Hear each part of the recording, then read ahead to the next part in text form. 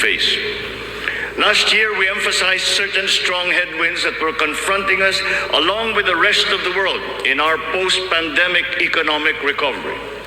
And the biggest problem that we encountered was inflation. Maraming kaganapan sa mundo ang nakapagpagulos sa maayos na takbo ng pandaigdigang merkado.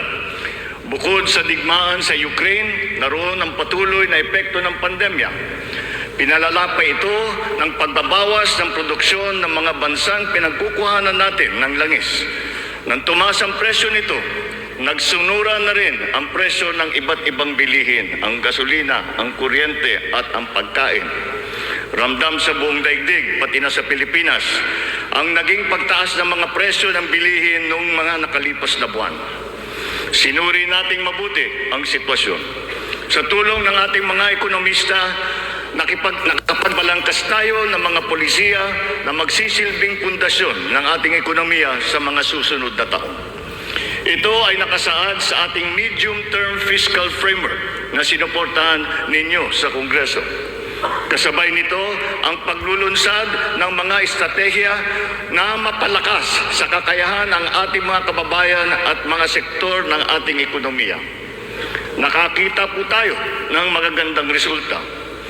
While the global prospects were bleak, our economy posted a 7.6% growth in 2022, our highest growth rate in 46 years.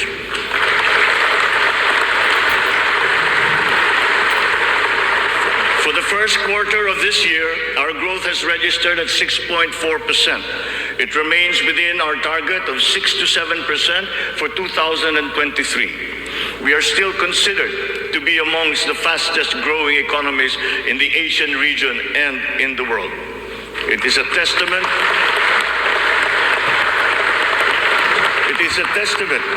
to our strong macroeconomic fundamentals. Our financial system, the nerve center of our economy, remains strong and stable. Banks, the transmission arms of our monetary policy, have strong capital and liquidity positions. Stimulated by the relaxation of pandemic restrictions, transactions once again have flourished alongside the booming e-commerce that was undeterred by the pandemic in 2022. The digital economy contributed 2 trillion pesos, the equivalent of 9.4% of our GDP. The economy is revived and rejuvenated, backstopped by a favorable enabling environment and the strong rule of law. This year, the World Bank projects a 6% overall growth rate, well within the range of our targets for the year. It is anchored on strong local demand, underpinned by consumer spending, and draws strength from the BPO industry and, of course, the steady flow of remittances and the continuing jobs recovery. Inflation rate is moving in the right direction. From 8.7% in January, our inflation has continued to ease up in all regions, settling now at 5.4% for June. What this means is that in spite of all the difficulties, we are transforming the economy. We are stabilizing the prices of all critical commodities. According to the Bangko Sentral, inflation is expected to ease further by the close of the year and projected at 2.9% by 2024.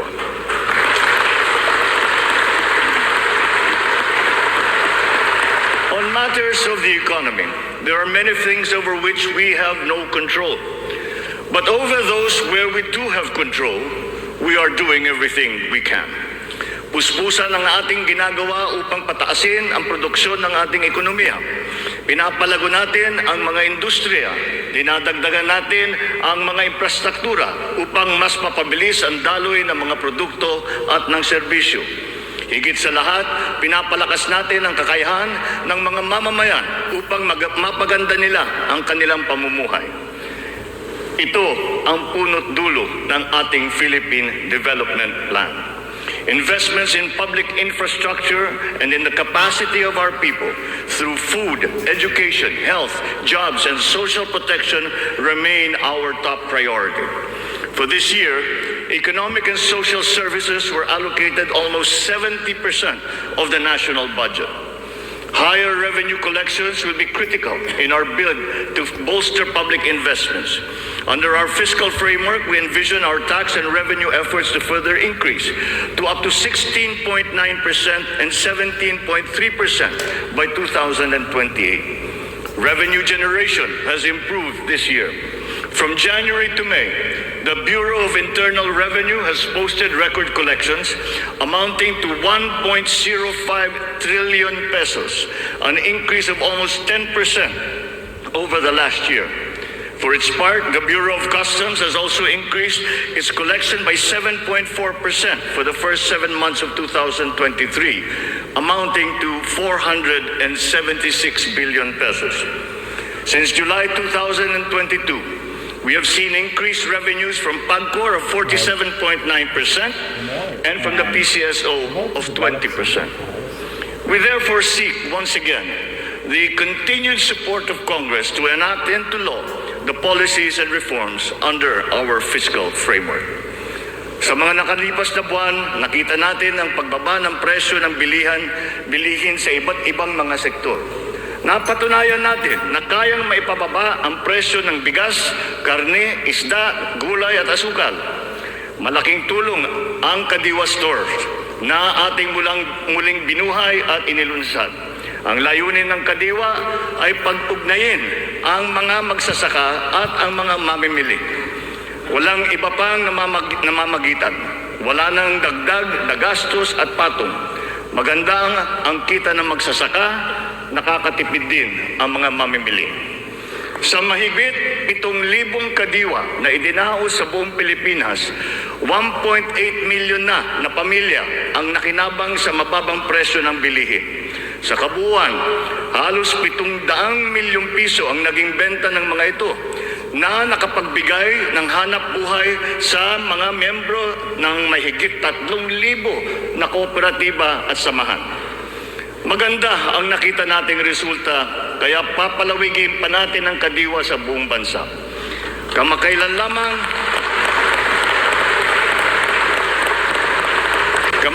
lamang ay nagsanib puwersa na ang mga ahensya ng pamahalaan upang lalo pang patibayin ang Kadiwa.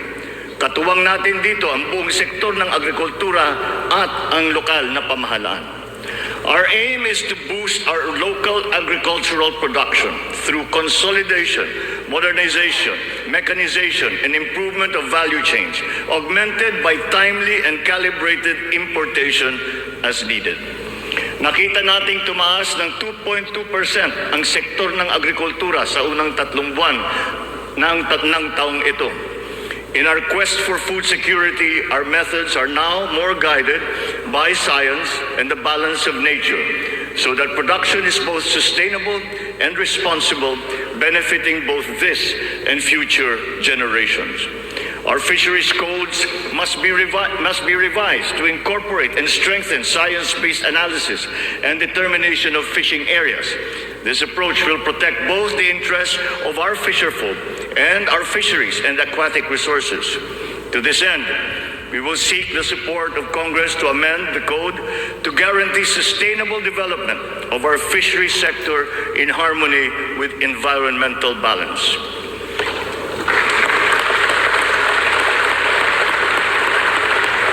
Ipinagbubuklod natin ang mga magsasaka sa pamamagitan ng farm and fisheries clustering at mga livestock multiplier farms. 300 cluster na ang ating natukoy na binubuo ng halos 900 kooperatiba at may lawak na mahigit na 200,000 hektarya ng bukirin. Upang mas mapabilis at mas mapadali ang pagbuo ng kooperatiba, kakailanganin natin ang suporta ng Kongreso na maamyendahan ang Cooperative Code. Sa pamamagitan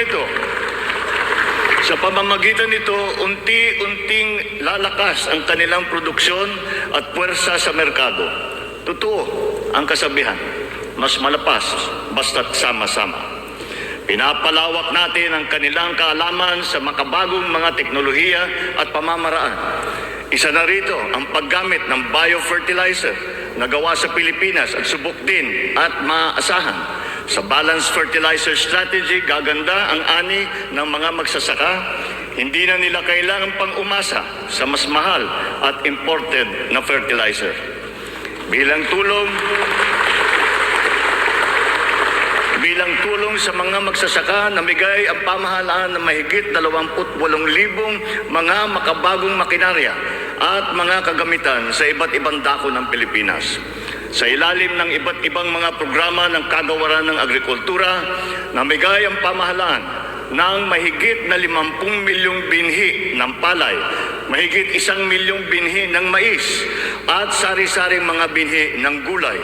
Nagpamigay tayo ng mahigit 100,000 binhi ng nyug at nagpatanim sa halos 10,000 hektarya ng lupa sa buong bansa. Lahat ng mga binhing ito ay makabago, hybrid at mataas ang kalidad. Sa naging pagtaas ng presyo ng gasolina at pataba, nagdala ng kaunting ginhawa ang mga fuel at fertilizer discount vouchers na ating pinamigay sa mga nahihirapang magsasaka. Ang mga natanggap nating donasyon na pataba mula sa China, pinimigay na natin kaagad sa kanila. Isa sa mga dahilan ng pagtaas ng presyo ay ang mga smuggler, mga hoarder at mga nagmamanipula ng presyo ng produktong agrikultural. Hinahabol at ihaabla natin sila. Sadyang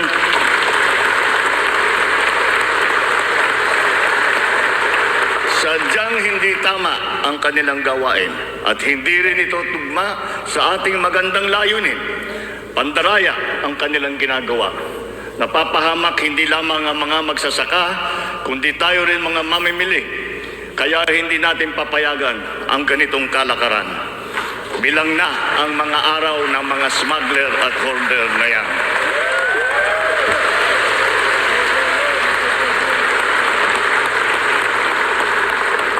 Mahalaga ang infrastruktura para masuportahan ang may 14 na milyong hektarya ng sakahan.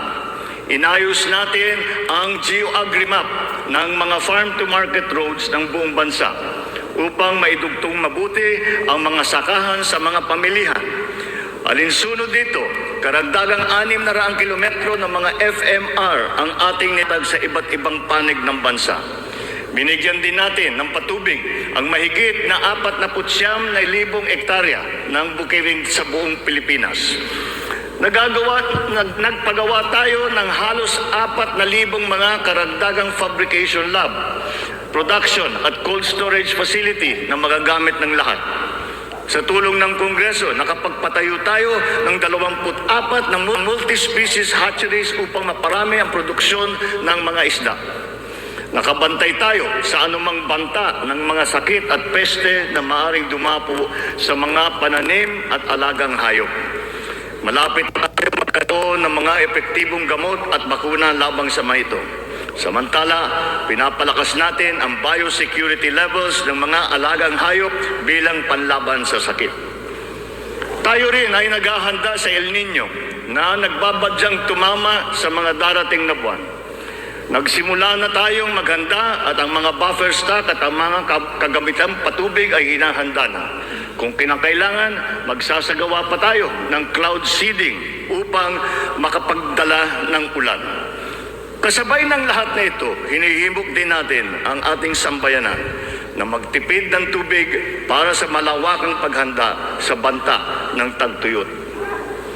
Tulad ng ating ipinangako, ipinagpatuloy natin ang reformang pansakahan. Mahalagang haligi ito ng sektor ng agrikultura na ating inaayos. Nitong nakalipas na taon, mahigit 70,000 titulo ng lupa ang ginawad sa mga benepisyaryo ng reformang agraryo.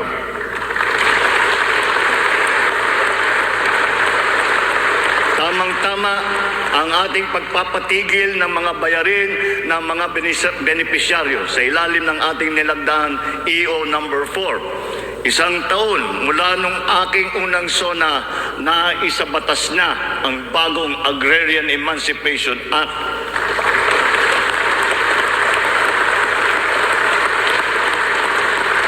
Dahil dito, ang 57 billion piso ng utang na pinapasan ng mahigit 600,000 benepisyaryo ay tuluyan ng nabura.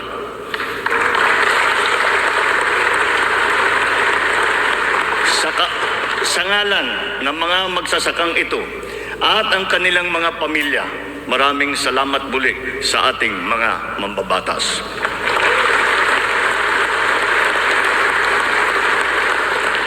Ang tubig ay kasing halaga rin ng pagkain.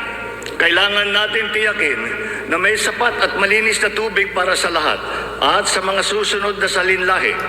Kasama na rito ang tubig na ginagamit natin para sa sakahan. Considering its fundamental importance, water security deserves a special focus. Our efforts must not be scattershot, but rather cohesive, centralized, and systematic. So given that urgency, we have created the Water Resources Management Office to specifically handle the delicate job involving this most precious resource. Nakikipag-ugnayan tayo sa Kongreso upang maipasa ang batas para sa pagbuo ng isang Department of Water Resource Management.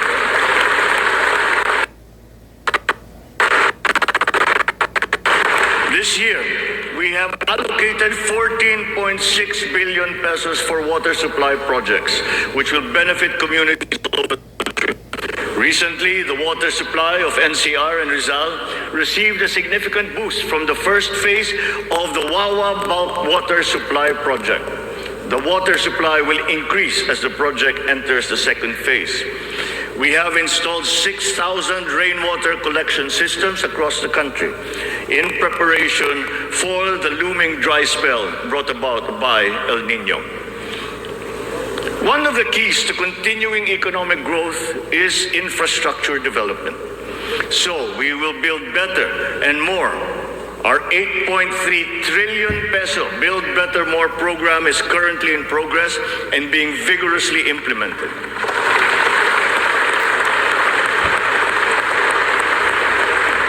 Ang buong bansa ay makikinabang sa 174 na proyekto sa ilalim ng programang ito. Hindi lamang natin pinapagpatuloy ang mga nasimulan ng mga proyekto, lalo pa natin pinapalawak. Kaya naman, ang 123 proyekto dito sa Build Better More program ay bago. The flagship projects cover investments in the areas of physical connectivity, water resources, agriculture, health, digital connectivity, and energy. Physical connectivity infrastructure, such as roads and bridges, seaports, airports, mass transport, account for 83% of this. Will stay at 5 to 6%.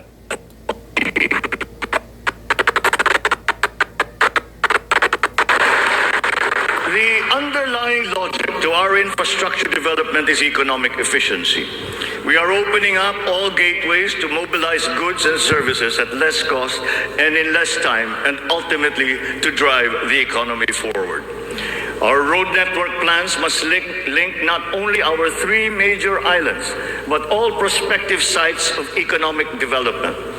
The 1,200-kilometer Luzon Spine Expressway Networks program will effectively connect Ilocos to Bicol from 20 hours to just 9 hours of travel.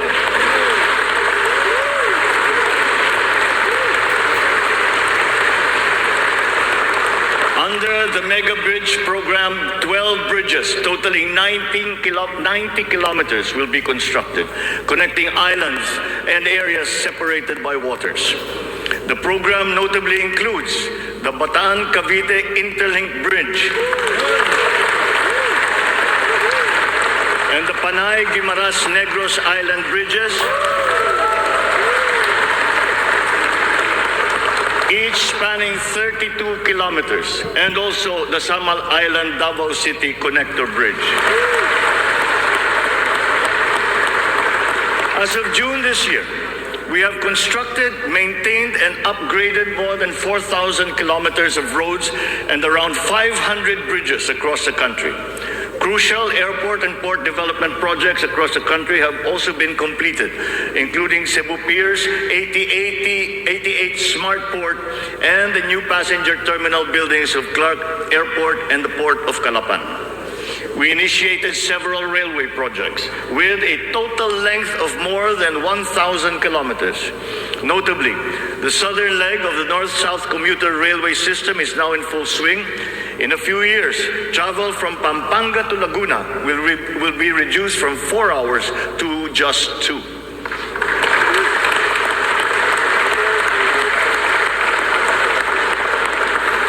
Intermodal connectivity will also be a primary consideration. Roads, bridges, and mass transport systems will be interconnected. This network will provide access and passage to vital and bustling economic markets, such as agriculture hubs, tourism sites, and key business districts. For strategic financing, some of the nation's high-priority projects can now look to the newly established Maharlika Investment Fund without the added debt burden. In pooling a small fraction of the considerable but underutilized government funds, the funds shall be used to make high-impact and profitable investments, such as the Build Better More program. The gains from the fund shall be reinvested into the country's economic well-being. To ensure sound financial management, a group of internationally recognized economic managers shall oversee the operations of the fund, guided by the principles of transparency and accountability. This guarantees that investment decisions will be based on financial considerations alone, absent any political influence.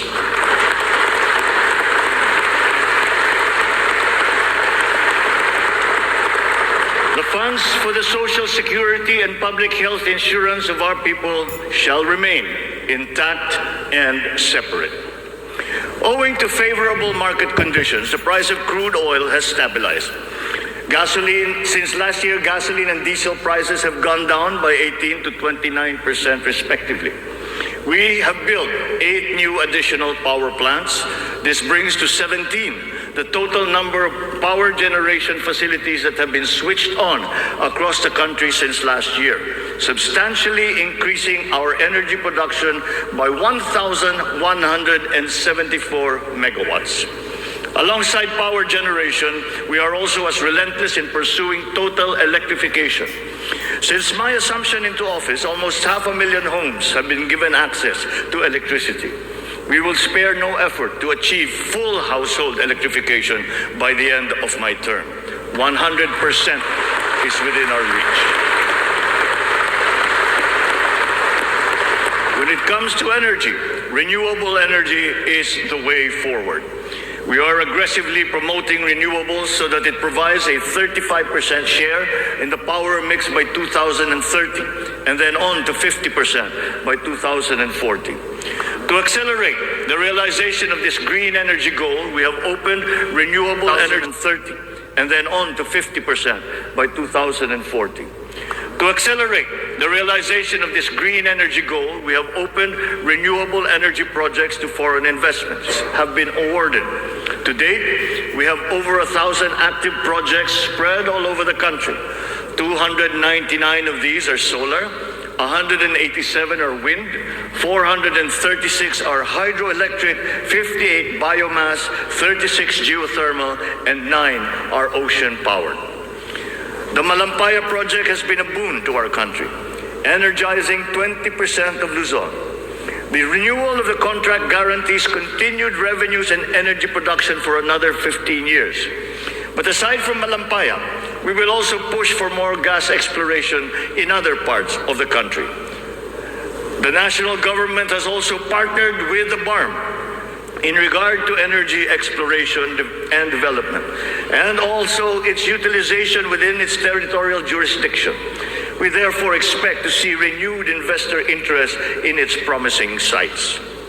We finally have a unified national grid with the interconnection of the Luzon, Visayas, and Mindanao grids. The one grid, one market will enable more efficient transfers and more competitive pricing of electricity throughout the country. However, 68 grid connections are much delayed, according to the ERC's count. We are conducting a performance review of our private concessionaire, the National Grid Corporation of the Philippines.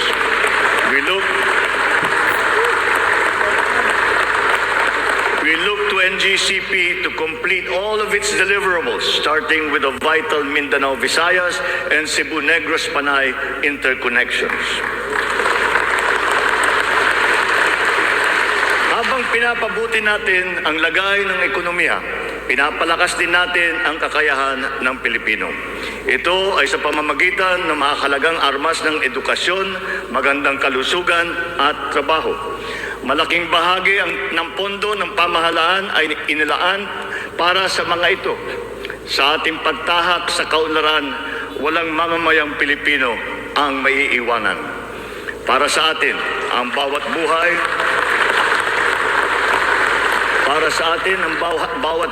ay mahalaga. Anuman ang edad, kasarian, pangkat, relihiyon o pisikal na kondisyon, sila ay kukup-kupin at tutulungan. Naglalaan tayo ng sapat na pondo para sa mga paglingap ng mga lubos na nangangailangan. Layunin natin na sila ay makabangon, mabigyan ng sapat ng kakayahan at maging produktibo. Hindi lamang DSWD, kundi pati ang DOLE, ang DepEd, TESDA, CHED ay tumutulong sa ating mga kababayang nangangailangan. Ang AIX, TUPAD, TVET for Social Equity, Social Pension for Indigent Senior Citizens at ang Cash for Work para sa mga PWDs ay ilan lamang sa mga mahahalagang programa ng pamahalaan para sa kanila. Nariyan din ang Integrated Livelihood Program Kabuhayan upang matulungan ang mga maliliit na negosyo. We are inclusive in our pursuit of social protection. The pension of the military and the uniformed personnel is as important, as urgent, and as humanitarian as that of all other civilian Filipino employees. Efforts are underway to make it fully functional and financially sustainable. We are once again working closely with Congress to ease the transition from the old system to the new one, so as to be able to guarantee that no effects are felt by those in the uniformed services.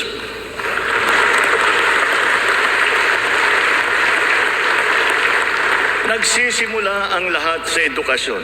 Ito ay para palakasin ang isip at kakayahan ng bawat Pilipino. Ang ating butihing Vice Presidente, nakalihim din ng kagawaran ng edukasyon, ay tumutulong upang tiyakin na ang bawat batang Pilipino ay mabibigyan ng nararapat at kalidad na edukasyon.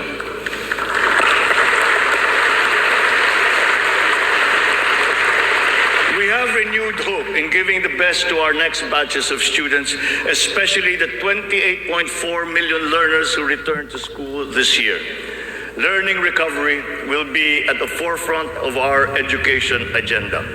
The Matatag Agenda for Basic Education has been launched, focusing on relevance of curriculum, rapid and responsive delivery, and the welfare of both learners and teachers.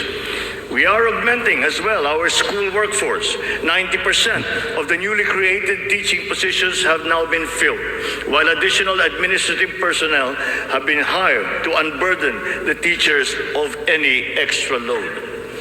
Taking to heart the lessons of the pandemic, alternative delivery modes and blended learning methodologies have been adopted to ensure unhampered learning. Additional social safety nets, such as school-based feeding programs, are also being implemented. Learners will be made more resilient. Our public schools and facilities are being increased and fortified. The shortage of classrooms and facilities is being addressed. Aside from new construction, schools and facilities are being retrofitted to become ready for the future, ready for hybrid and high-tech learning, and also climate-ready and disaster-proof. Through the DepEd Partnership Assistance Portal, private sector partners continue their assistance in the rehabilitation and improvement of schools as part of their corporate social responsibility programs. We are recalibrating the K-10 curriculum to ensure that it is always relevant, responsive, and at par with international standards. Literacy and numeracy skills need to be strengthened. The virtue of good citizenship and sense of community are also now integrated into our curriculum. We continue to exhaust all efforts to keep our young people away from the sinister influences in the dark corners of society. We are making available to them their participation in formal schooling, alternative learning, non-diploma courses, or in technical vocational education and training, or TVET. TVET continues to prove itself to be an empowering educational intervention. There are many examples of how its graduates have gone on to secure competitive technical jobs. Since last year, more than 1 million Filipinos graduated from the TVET, one-third of whom were TESDA scholars. More and more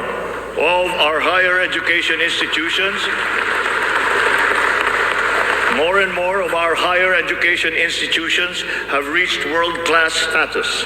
This year, 52 Philippine HEIs have been included in the World Universities rankings compared to just 15 last year. We will not let a student's financial constraints be an hindrance to his or her education. We have activated social safety nets, such as skills development training and youth employment programs. Tertiary education in state universities and colleges will remain free for our qualified students.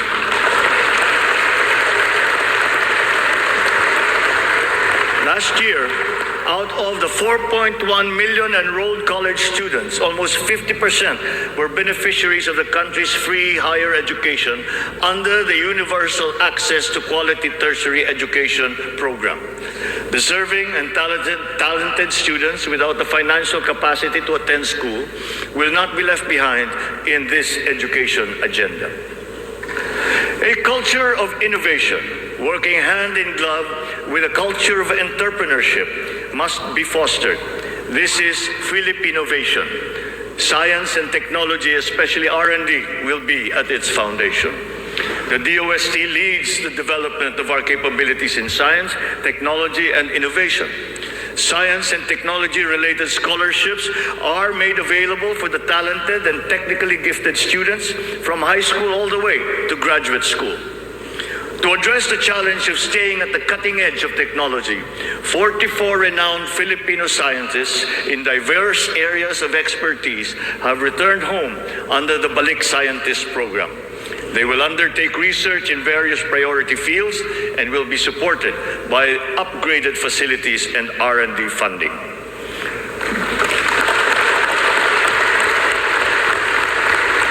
The Philippines has launched 2 additional satellites into space. Together with the first satellite, they will track weather, predict storms, evaluate soil and water supplies, analyze shifts in population, and be used for traffic management, geohazard mapping, risk assessment, and even including security and defense.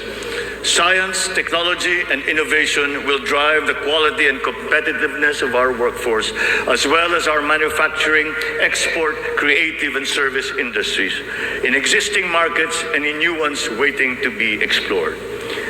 The bane of the mismatch between jobs and skills among our workforce is being rectified through strengthened government, industry, labor, academic partnerships, and the continuous reskilling and upskilling training programs that we have put before our workforce.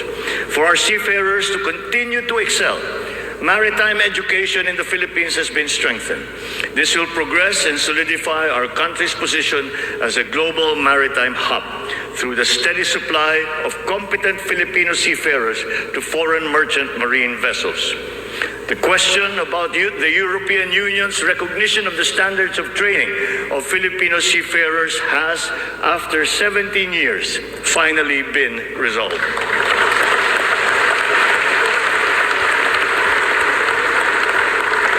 This development now effectively maintains the Filipino seafarers' distinct competitive advantage in the global shipping labor market. To address the current shortage of healthcare professionals in our country and to help us achieve our goal of universal healthcare, we are greatly expanding our medical and nursing education programs. We will push the envelope even further. We are helping nursing graduates hurdle their board exams so that they will obtain their licenses and join our pool of healthcare professionals. Ang kalusugan ang ikalawang armas para sa lakas ng pangangatawan ng bawat Pilipino. Isinusulong natin muli ang kalusugan ng Pilipino. We are now refocusing our health priorities, applying the lessons learned from the pandemic and addressing the weaknesses that it has exposed.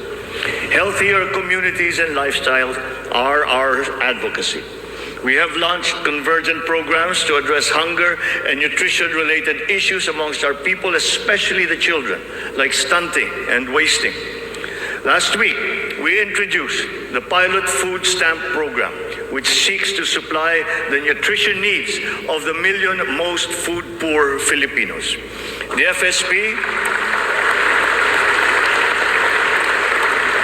The FSP shall complement our nutrition continuity programs, such as the First 1,000 Days program, which ensures nourishment for the first 3 years of a child's life. The supplemental feeding program is for our children attending daycare centers. The K-6 program will feed kindergarten to grade 6 public school students who are suffering from wasting and severe malnutrition. We are catching up on the routine vaccinations of our children. As of this year, more than 80% of our eligible children have been vaccinated against measles, rubella, and polio. Nananawagan ako sa lahat ng mga magulang na kumplituhin ang mga bakuna ng kanilang mga anak at magtungo sa pinakamalapit na health center para sa mga libreng bakuna. The whole of society must exert efforts to suppress the alarming rise of tuberculosis and HIV/AIDS. To stem the tide, the strategic plan is to ensure early diagnosis and treatment and ample testing sites and medications. Our healthcare system is undergoing structural changes. Public health facilities are being increased, both in number and in capability. Last year, more than 3,400 projects were completed to improve capacity for specialized medical treatment. Specialty centers in various fields are being established and integrated into our government hospitals. And the last year, additional 60 specialty centers have been opened to the public. Just last week, we inspected the site of what will soon be a 5-hectare multi-specialty center in Pampanga, which will specialize in pediatrics, cardiology, kidney, and cancer treatment.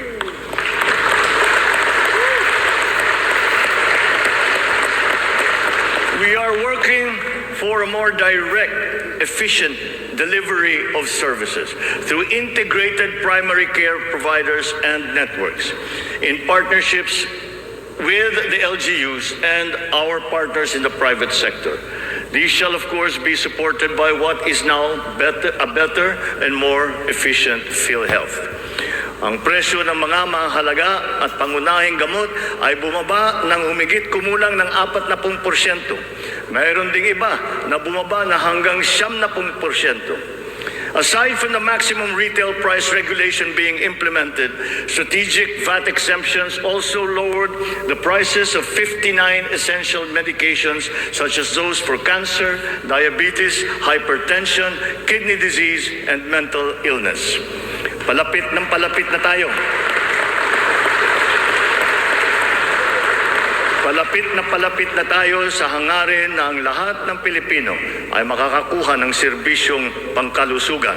Sa ngayon, mahigit 93% na ang kasapi sa PhilHealth. Sa pinagandang konsulta package ng PhilHealth, 21 klase ng mga gamot at 13 laboratory service ang ibibigay ng libre. Ngayon, meron na tayong mahigit 2,000 konsulta center sa buong bansa. Ang bilang na ito ay mas marami ng 35% mula nung nakalipas na taon. Upang mas lalo pang makatulong sa mga pasyente, ang dating 70 libreng dialysis session ay inakyat na natin sa 156.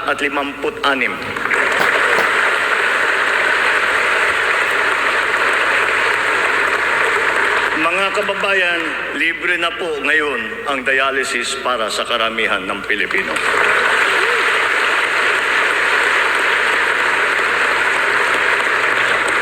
Noong nakalipas na taon, mahigit 3.4 milyon na Pilipino ang nabigyan ng tulong sa ilalim ng Medical Assistance for Indigent Patients program ng DOH. Tinutugunan natin ngayon ang ating kakulangan sa mga doktor at mga nurse sa pamamagitan ng mga reforma sa edukasyon, patuloy na pagsasanay at paniniguro sa kanilang kapakanan. Naglagay po tayo ng doktor sa halos 200 munisipyo sa bansa. Lalagyan natin din ng doktor ang natitirang 19 na bayan na wala pang doktor. Upang masuklian naman natin ang naging sakripisyo ng ating mga health workers sa pribado at pampubliko ng mga ospital nung nakaraang pandemya, ipapamahagi na sa kanila ang kanilang COVID Health Emergency Allowance at iba pang mga nabinbing benepisyo.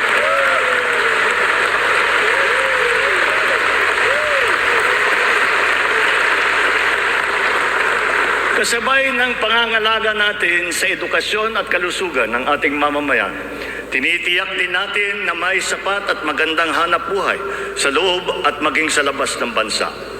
As of May this year, our employment rate rose to 95.7%. Clear proof of the improvement from the severe unemployment that we experienced during the height of the pandemic. Employment then was at a low of 82.4%. But even with our current high level of employment, we must do more.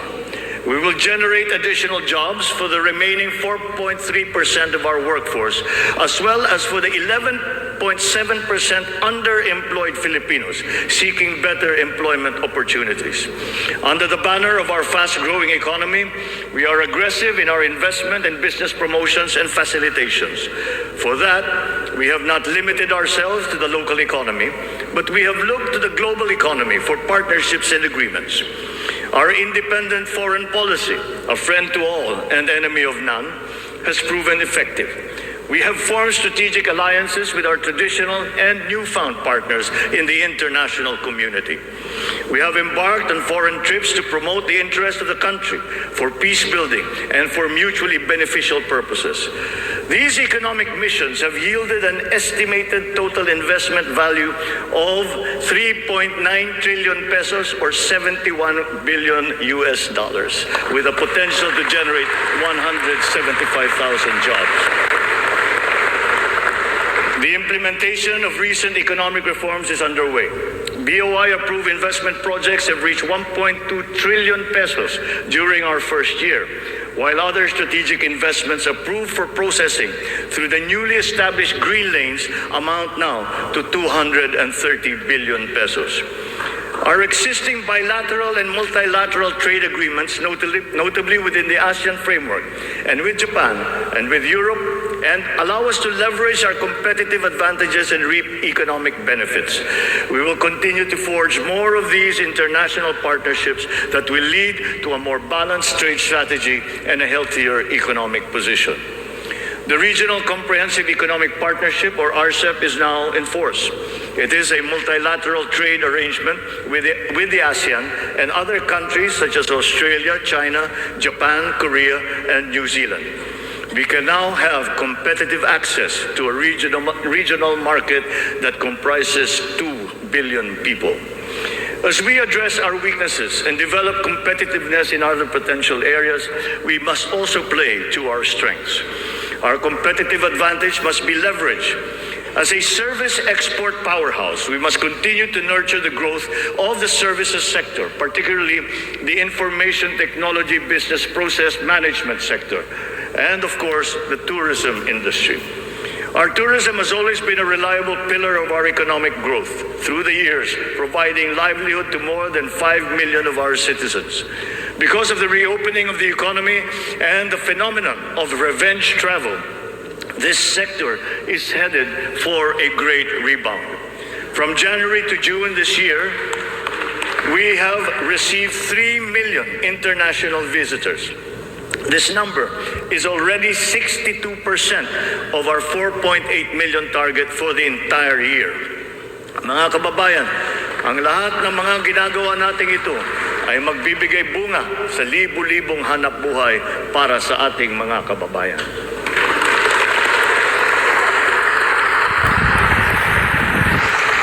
To create these investment opportunities, we must ensure that an enabling business environment is in place, that there is peace and order, and that the rule of law governs. We will solidify our country's reputation as an attractive and reliable investment destination. Building on institutional reforms of recent years, we have created green lanes for strategic investments and expedited the business processes in various sectors and investment modalities. A progressive and rationalized system of taxation is a component of the ease of doing business. The CREATE law has made our corporate tax and incentive schemes equitable and business-friendly. There are more structural tax reforms that must be introduced to allow us to reach our socio-economic targets. Digitalization is the call of today, not the call of the future, not the call of the future, but of the present. It is here, it is needed, and it is needed today. Government must fully embrace digitalization to provide better service to the people through its vital frontline services and its back-end functions. Digitalization will support the government's data-driven and science-based planning and decision-making. It is the greatest, most powerful tool, not just to improve the ease of doing business, but also against many forms of graft and corruption.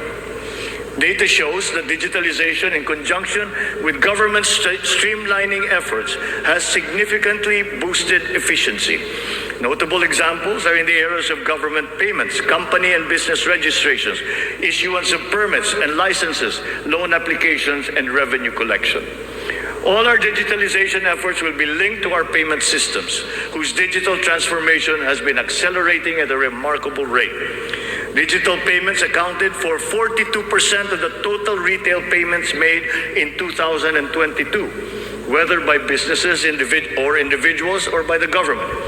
Its high trajectory is now well positioned to achieve Bangko Central's target of 50% of total retail payments by this year. The eGov PH app has also been launched. As envisioned, all key government services are to be integrated into the single and centralized mobile app for the convenience of the general public. The national ID system will be at the core of this digitally transformed network of government services. It will fundamentally change the lives of each Filipino. At 87% total registration, we are now closer to establishing a complete, accurate, and reliable digital database of our own for the entire population. This has already been integrated into the eGov PH app and can be now accessed by our citizens. Consistent with this transformative policy direction, all government offices must then ensure that their vital services are digitalized immediately. In response to this call, the Department of Migrant Workers launched last week the Department of Migrant Workers Mobile to make the journey of our overseas Filipino workers easier. Because of system upgrades, our internet speed has improved. As of June of this year, our fixed broadband speed ranks 47th amongst 180 countries. This ranking is 11 places higher than it was last year. Our mobile internet speed is now ranked at 83 out of 142 countries, which is 8 places higher than it was last year. There will be more improvements as our internet infrastructure undergoes further upgrades. Early this year, Starlink went live in the Philippines, now providing high-speed satellite broadband connectivity. Our national fiber backbone and broadband ng MASA projects will also deliver high connectivity and high-speed internet. We are prioritizing geographically isolated and disadvantaged areas. The DICT has been directed to consolidate all these digitalized government services into the eGov PH app, to establish the National Government Portal and the Philippine Business Data Bank to improve the internet speed in our country. With our e-commerce roadmap firmly in place, we are poised to take this digitalization drive further and beyond, utilizing e-commerce to take full advantage of new technologies. The first bill that I signed into law was the SIM Registration Act, because we are mindful of the risks and vulnerabilities that can lead to negative consequences. Digital users and consumers shall be protected from identity theft, phishing, other online scams through essential systems and safeguards such as cybersecurity, data privacy, consumer complaint mechanisms, and financial literacy campaigns. The trainings necessary to ease the transition of those whose jobs would be affected by the shift to digitalization are also now being included in the curricula and programs offered by TESDA, DICT, and other agencies of government. It is our wish that one day foreign employment will be driven by choice, not by necessity. It remains a noble calling that our OFWs have answered, requiring great sacrifice from them, their families, and their communities. We are engaging with our partners in the international community to ensure a safe working environment for our countrymen. And as we do so, we are also putting in place responsive mechanisms for the social welfare, repatriation, and reintegration of our returning OFWs into the Philippine economy.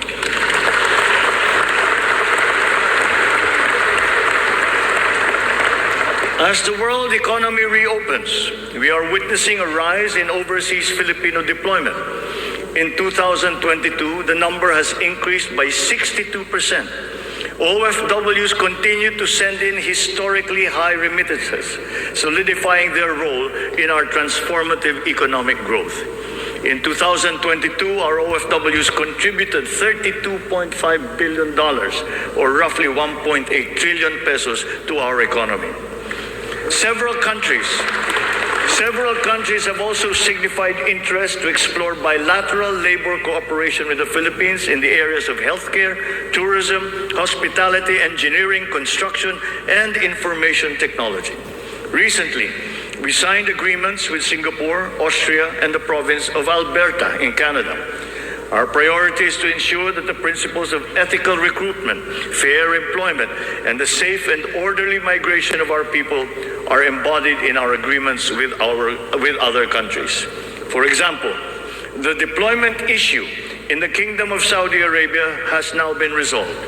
And as of today, 70,000 of our OFWs have already been deployed to Saudi Arabia for employment. Moreover, the unpaid salaries and other related claims of some 14,000 OFWs who have been put out of work in Saudi Arabia during the pandemic are now being processed. The Crown Prince of the Kingdom of Saudi Arabia himself personally committed to me that the unpaid claims of Filipino workers would now be paid.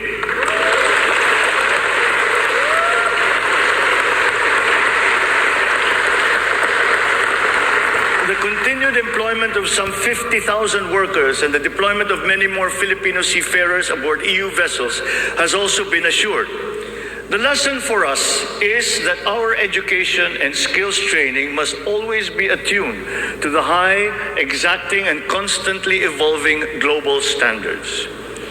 Sa pagsusumikap ng mga mamamayan, walang hindi kakayanin. Kahit ang mga matatayog na pangarap ay maaabot, kasama ang inaasam na tahanan. Katuwang natin ang lokal na pamahalaan at pribadong sektor upang matulungan ang Pilipino sa pangangailangan ng pabahay. Patuloy ang serbisyo ng Pag-ibig Fund upang makatulong sa kanyang 15 milyong membro para makabili ng bahay. Sa nakarang taon, mahigit 100,000 ang kumuha ng housing loan sa Pag-ibig na nagkakahalaga ng 117 billion na piso. Ito ang pinakamataas ng bilang sa buong kasaysayan ng Pag-ibig.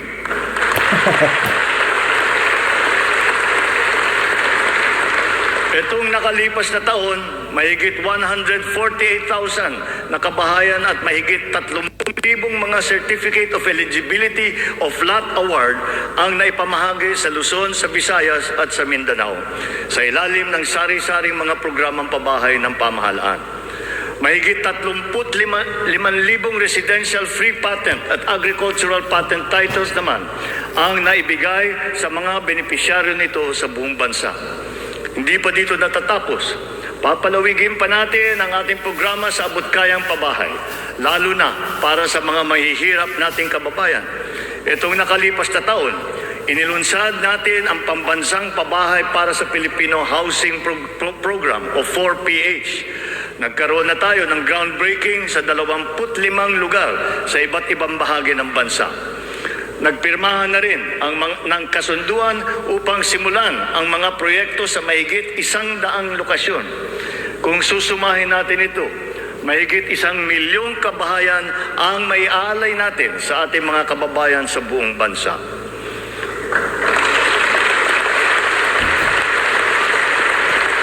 The building blocks of progressive, livable, and sustainable communities will never be complete without appropriate and responsible action to mitigate and to adapt to the effects of climate change.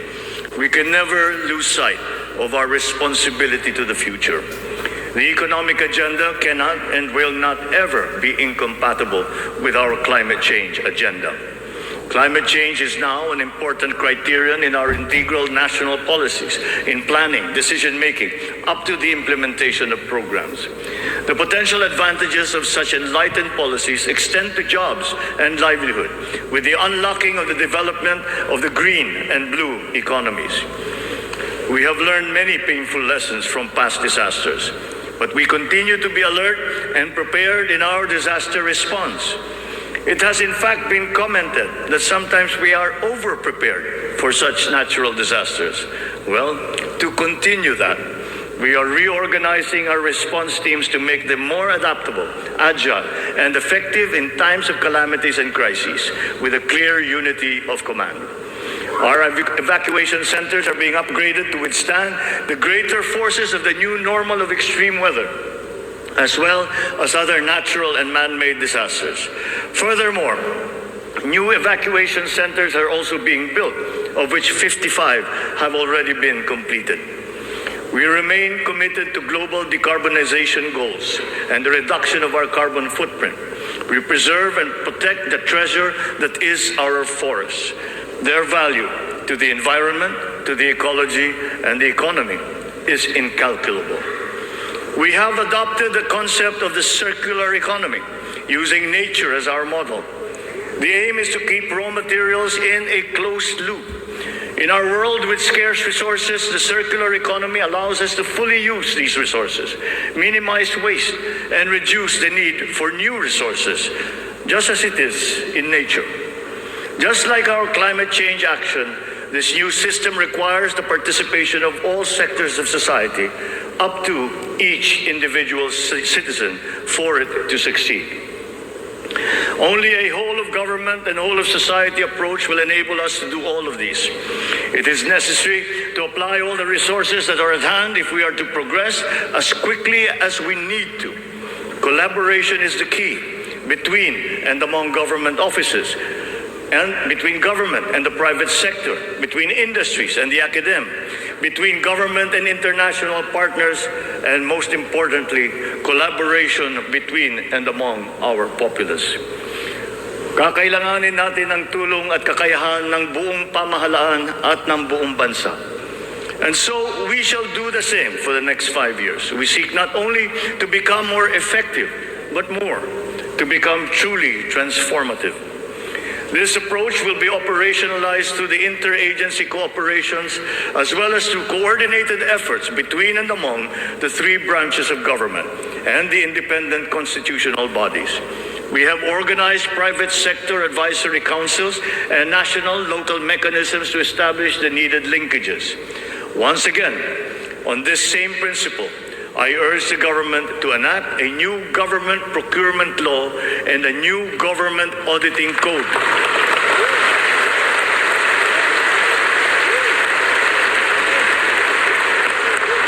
This to make government government procurement and auditing more attuned to these changing times.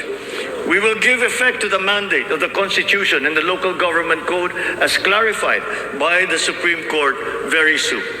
Almost all the required devolution transition plans of the LGUs are done. To fully prepare them for optimal devolution, the necessary technical and financial assistance is being extended to our local governments. In everything that we do, the enduring Filipino quality of bayanihan will still be our guide. 5 taon mula nung matinding kaguluhan, babangon na ang Marawi City.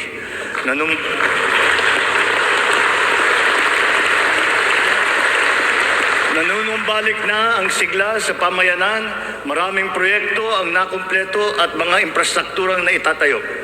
Kasalukuyan na tayo nagpoproseso ng tulong pinansyal para sa mga biktima ng Marawi Siege upang sila ay makapagsimula muli. Now, Twinings. At kaunlaran. We are proud of the progress that the BARM has taken. It will be self-governing. It will be self-governing, it will be progressive, and it will be effective. But this was only made possible because of the cooperation of all key groups. We talked to the local governments, the royal families, the MNLF, the MILF. We're all consulted and represented in this transition phase. The international community has also supported us in this smooth transition. Former adversaries are now partners in peace. Its functions have been defined and its basic laws are now being written. Through the BARM, we have strengthened the nation's prospects for finally achieving sustainable progress anchored on a true and lasting peace in southern Philippines. We will continue to support the progress of the BARM, apace with our singular vision for all Filipinos.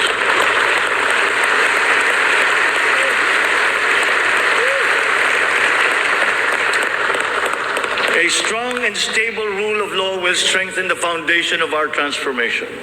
Our police and armed forces are being strengthened and modernized to be more effective in maintaining peace and order and in defending our sovereignty. We fully support the judiciary's efforts to improve the justice system and to protect constitutional rights. The campaign against illegal drugs continues, but it has taken on a new face.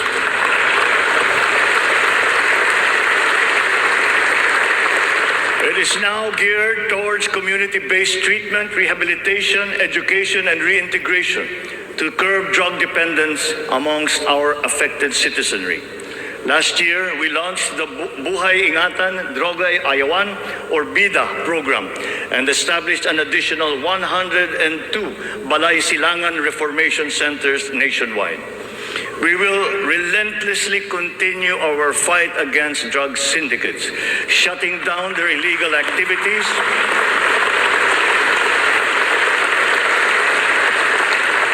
we will shut down their activities and dismantle their network of operations. Unscrupulous law enforcers and others involved in the highly nefarious drug trade have been exposed. I will be accepting their resignations.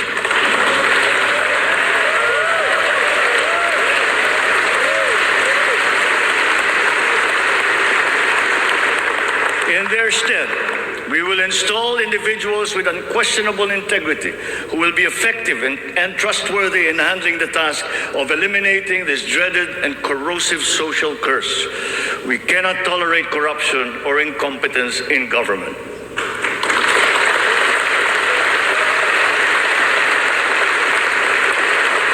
For almost half a century, some of our fellow Filipinos have taken to arms to make their views known and felt.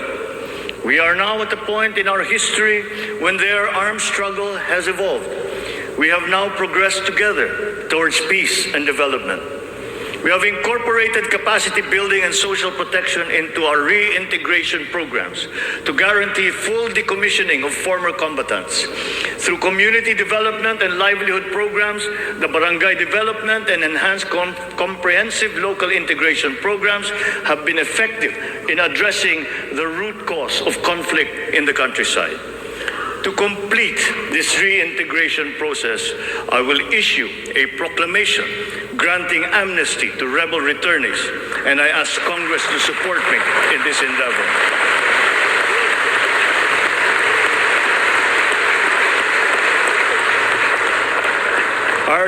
Our journey to progress requires not only unity and social cohesion amongst our people.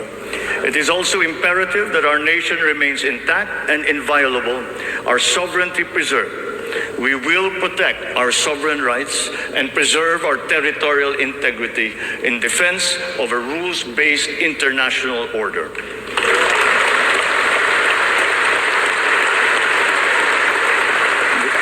With our national interest paramount, we will always pursue constant dialogue and diplomatic approaches to the resolution of any issue that may arise. So the initial results of our efforts inspire confidence. Let us continue to be relentless in our aspiration of peace and progress. This has not been the work of a single person, neither a single branch of government, nor even the whole government acting alone. This is the collective synergy achieved by all Filipinos working together. It took a whole-of-nation effort to achieve this immediate recovery from our pandemic slump. Unity was what made us rise once more. Nagsisimula pa lamang tayo. Ang pagbangon ng ating bayan ay magpapatuloy pa. Hinihiling ko ang inyong tiwala at pakikiisa. Sa ganitong parahan, makakamtan natin ang ating tanging hangarin, ang maginhawa, matatag at panatag na buhay para sa lahat ng Pilipino.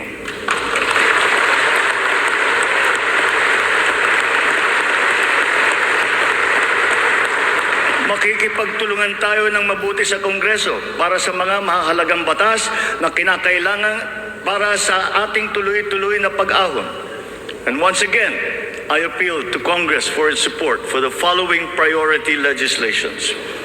The essential tax measures under our medium-term fiscal framework, such as excise tax on single-use plastics, VAT on digital services, rationalization of mining fiscal regime, motor vehicle users charge, road users tax, the military and uniform personnel pension, amendment of the Fisheries Code, amendment of the Anti-Agricultural Smuggling Act, amendment of the Cooperative Code, new government procurement law, new government auditing code, anti-financial account scamming, Tatak Pinoy law, the blue economy law, ease of paying taxes, LGU income classification, and the Philippine Immigration Act. In the past year, it has been a source of great hope and optimism to me to now know that there is an enormous pool of highly competent and dedicated workers serving in our government. It is up to us to provide good leadership and guidance. They love the Philippines and have responded to our call.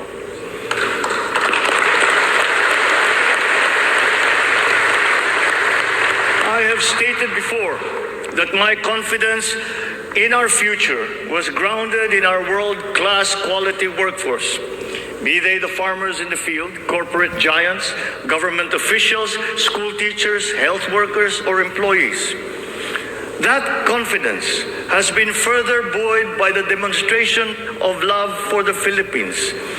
Every Filipino has unanimously risen to the challenge that we have made to them to be part of our nation's future. Handa silang maghandog ng tulong dahil mahal nila ang kanilang kapwa Pilipino at mahal na mahal nila ang Pilipinas. And thus, with this in my heart, I know that the state of the nation is sound and is improving. Dumating na po ang bagong Pilipinas. Maraming salamat po.